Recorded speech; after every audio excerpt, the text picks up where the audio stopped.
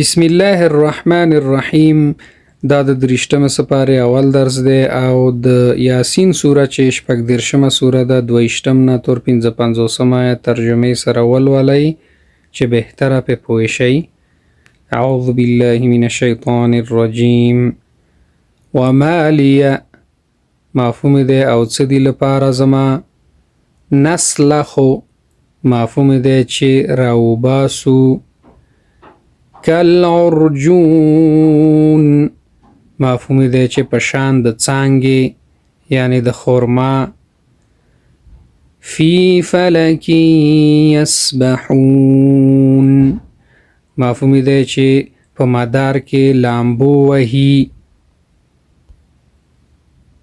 من الاجداث مفهوم دی لقبرونو، ینسلون.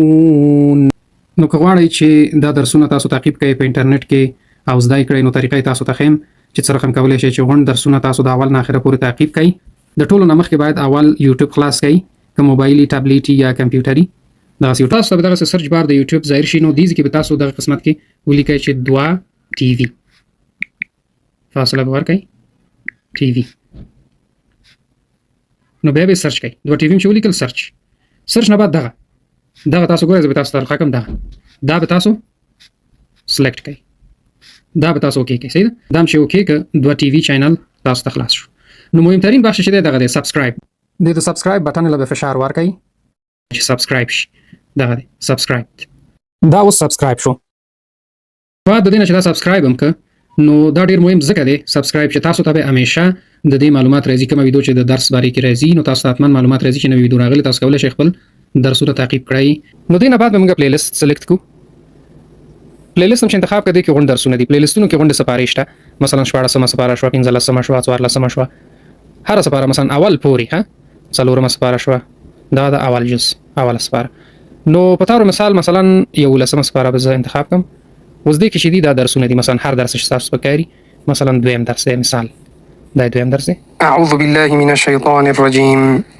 دا د 11مه سپاره دویم درس دی او د سورۃ التوبه چې 9.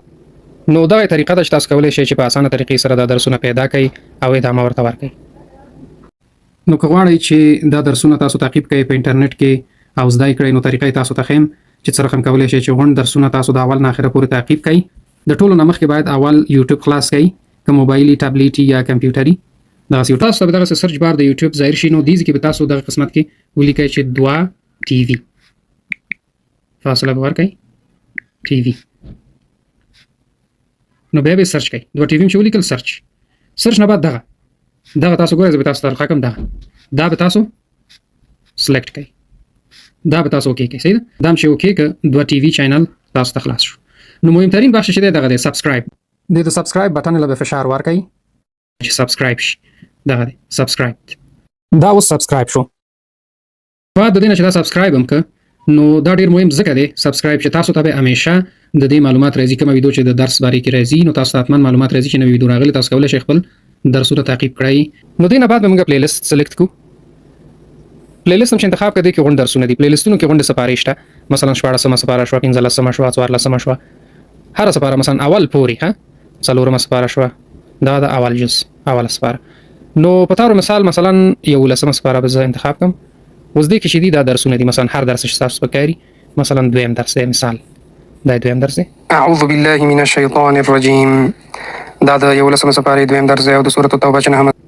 نو دغه طریقه ده چې تاسو کولی شئ چې په اسانه طریقې سره دا درسونه پیدا کړئ او ادامه ورته ورکړئ.